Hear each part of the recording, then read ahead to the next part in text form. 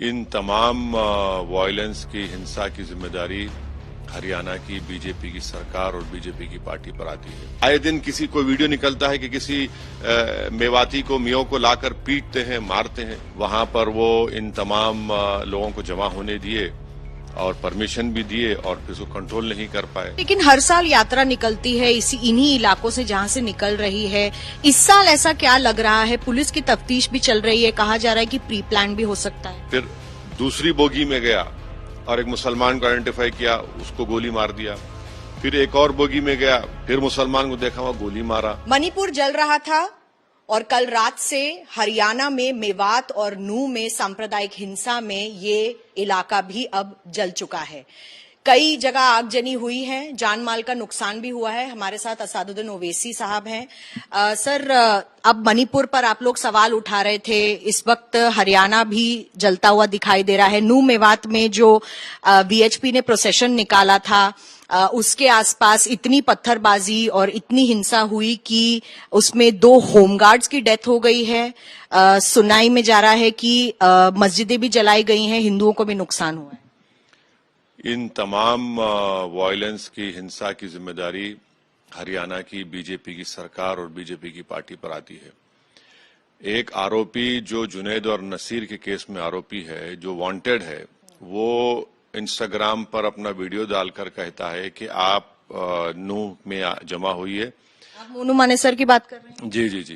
तो जब कोई एक आरोपी, एक वांटेड पर्सन एक वीडियो डालता है, तो सरकार का ये काम था कि वो इसको समझ जाते कि साजिश रचाई जा रही है, एक मंसूबा बनाया जा रहा है। बजाय उसके वहां पर वो इन तमाम लोगों को जमा होने दिए और परमिशन भी दिए और फिर उसको कंट्रोल नहीं कर पाए। तो यकीनन जितना भी हिंसा या वायलेंस हुई है, हम उसका कंडेम करते हैं। इसमें कोई इसकी तारीफ या कंडोन करने की हमारे पास जरूरत नहीं है। सरकार की नाकामी है और सरकार लगता है कि वो खुद चाह रही थी, क्योंकि अब पार्लियामेंट के चुनाव हैं, तो वो चाह रहे हैं कि एक तरह के तनाव का माहौल वहां पैदा हो जाए।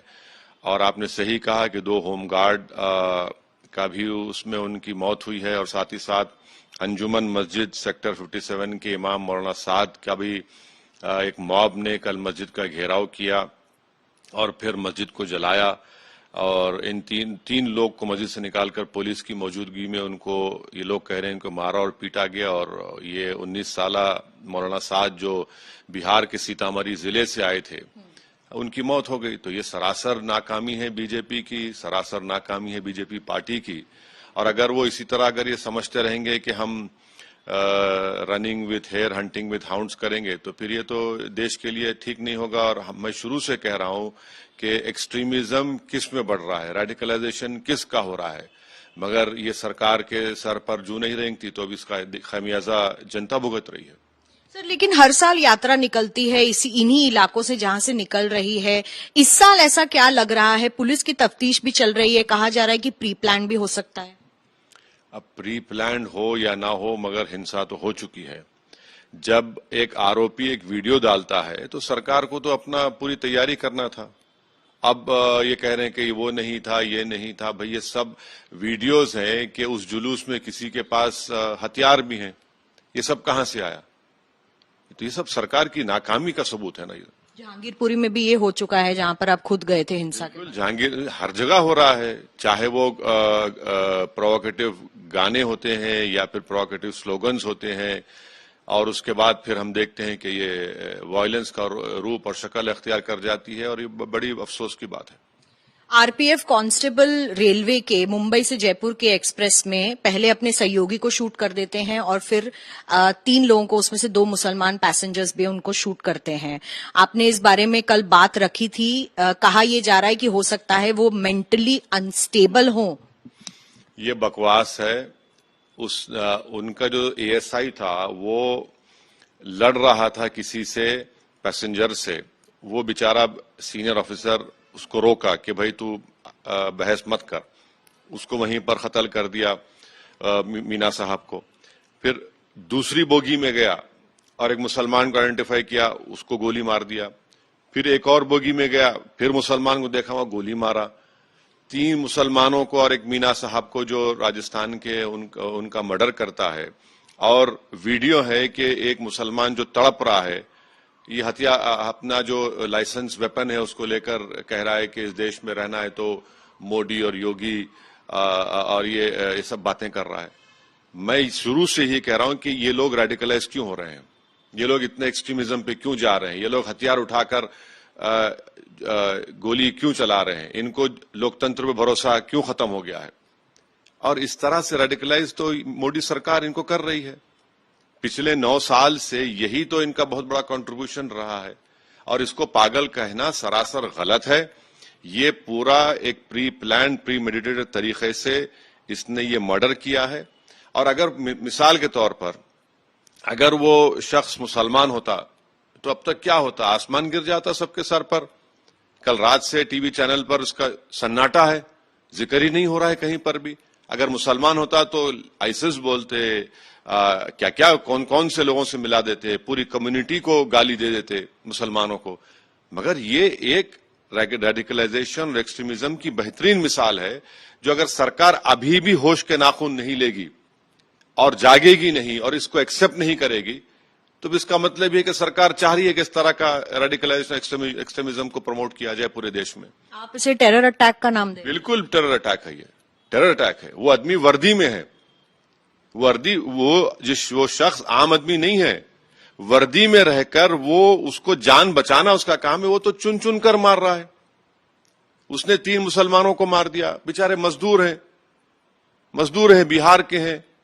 एक तो बेचारे अपने वापस जा रहे थे नलासोपोरा को, उनको मार दिया। तो यकीनन ये टेररिस्ट अटैक है। क्यों नहीं कहेंगे टेररिस्ट अटैक इसको?